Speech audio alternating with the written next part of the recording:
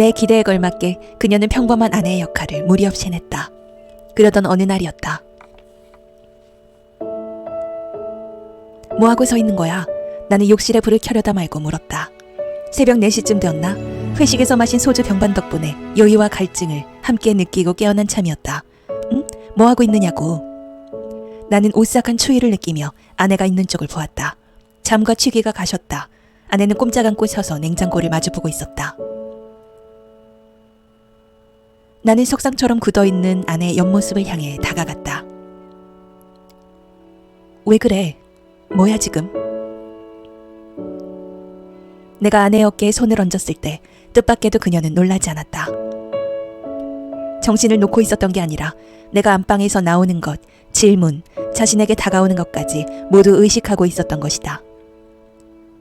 여보, 나는 어둠 속에 드러난 그녀의 옆얼굴을 보았다. 처음 보는 냉정하게 번쩍이는 눈으로 그녀는 입술을 굳게 다물고 있었다. 꿈을 꿨어. 그녀의 목소리는 또렷했다.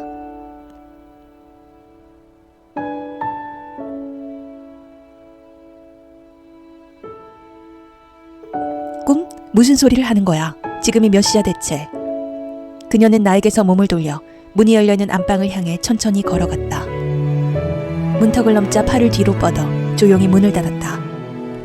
나는 혼자 어두운 부엌에 남아 그녀의 흰 뒷모습을 삼킨 방문을 바라보았다.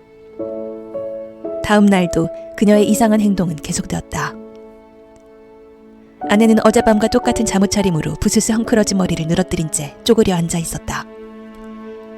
그녀의 몸을 중심으로 희고 검은 비닐봉지들과 플라스틱 밀폐용기들이 발 디딜 데 없이 부엌 바닥에 널려 있었다.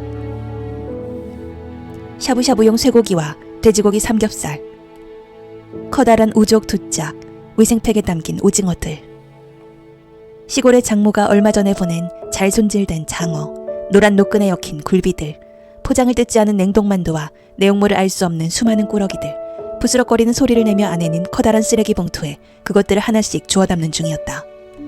뭐 하는 거야 지금? 나는 마침내 이성을 잃고 고함을 질렀다. 어젯밤과 똑같이 나의 존재를 무시하며 그녀는 계속해서 고기 꾸러미들을 쓰레기 봉투에 넣었다.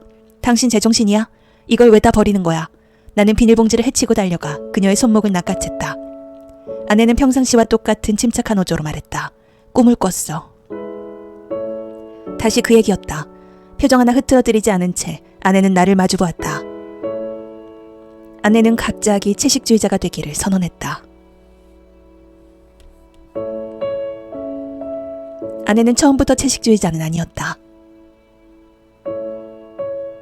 결혼한 뒤 일요일에 만들어내는 요리들도 그럴듯했다.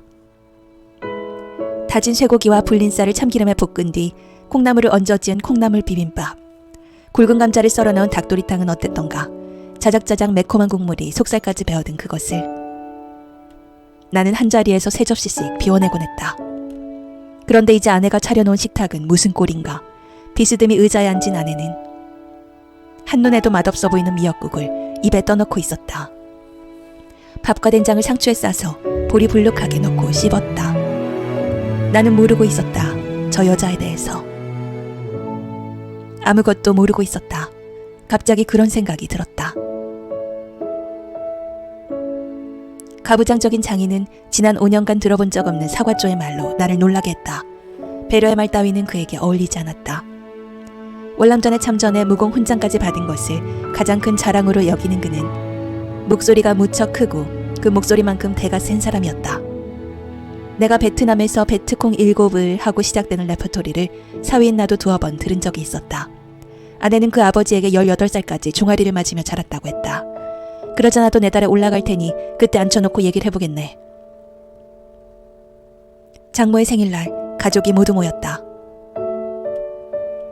의례적이며 정다운 그리고 실질적인 대화가 듬성듬성 오가는 동안 아이들을 떠들고 서로를 때려가며 볼이 미어지게 음식을 먹어댔다.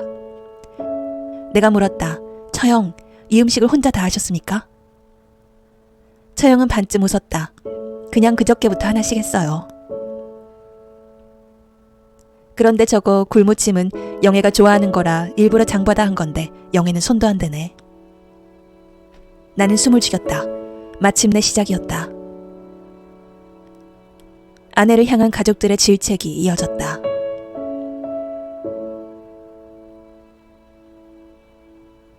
가만히 있어봐라.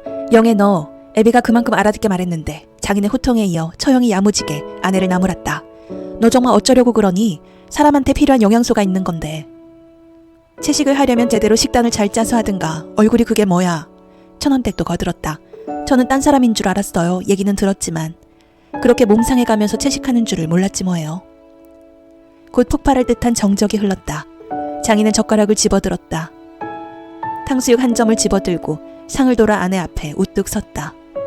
평생의 노동으로 단련된 단단한, 그러나 어쩔 수 없이 허리가 구부정하게 굽은 뒷모습으로. 장인은 탕수육을 아내 얼굴에 들이밀었다. 먹어라. 애비 말 듣고 먹어.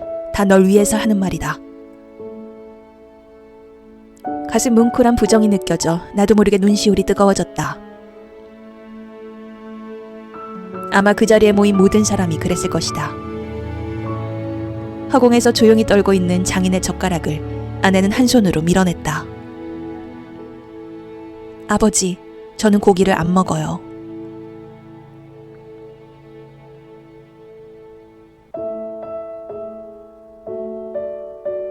마침내 다시 화가 머리끝까지 치민 장인이 한 번 더 아내의 뺨을 때렸다. 아버지, 처형이 달려들어 장인의 허리를 안았으나. 아내의 입이 벌어진 순간 장인은 탕수육을 쑤셔 넣었다. 처남이 그 서술의 팔에 힘을 빼자 으르렁거리며 아내가 탕수육을 뱉어냈다. 짐승 같은 비명이 그녀의 입에서 터졌다. 아내는 몸을 웅크려 현관 쪽으로 달아나는가 싶더니 뒤돌아서서 교자상에 놓여있던 과도를 집어들었다. 영애야! 장모의 끊어질 듯한 음성이 살벌한 정적 위에 떨리는 금을 그었다. 아이들이 참았던 울음을 터뜨렸다. 이를 악문 채 자신을 지켜보고 있는 사람들의 눈을 하나씩 응시하다가 아내는 칼을 치켜들었다. 아내의 손목에서 피가 솟구쳤다. 영애는 어린 시절 자신을 문 개를 아버지가 때려 죽인 사건을 잊지 않고 있었다.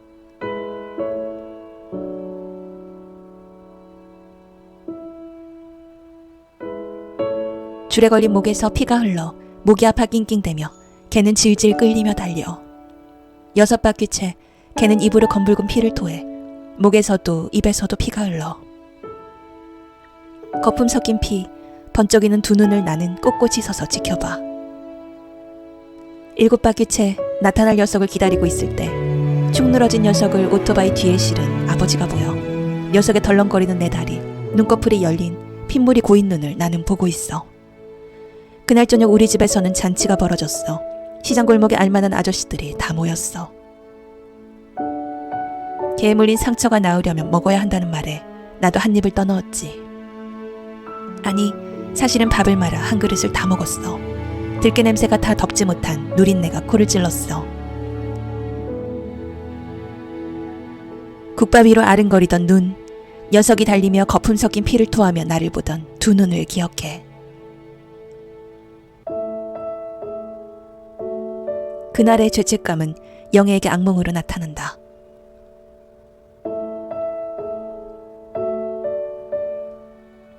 어두운 숲이었어. 아무도 없었어. 뾰족한 잎이 돋은 나무들을 해치느라고 얼굴에 팔에 상처가 났어. 얼어붙은 계곡을 하나 건너서 헛간 같은 밝은 건물을 발견했어. 거적대기를 걷고 들어간 순간 봤어. 수백 개의 커다랗고 시뻘건 고기 덩어리들이 기다란 대막대들에 매달려 있는 걸.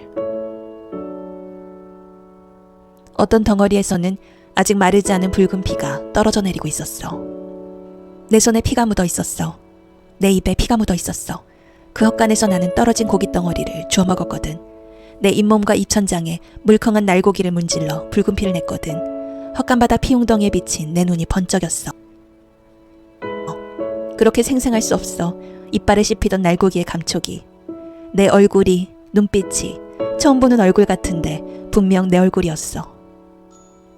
아니야, 거꾸로 수없이 봤던 얼굴 같은데 내 얼굴이 아니었어. 설명할 수 없어. 익숙하면서도 낯선 그 생생하고 이상한, 끔찍하게 이상한 느낌을.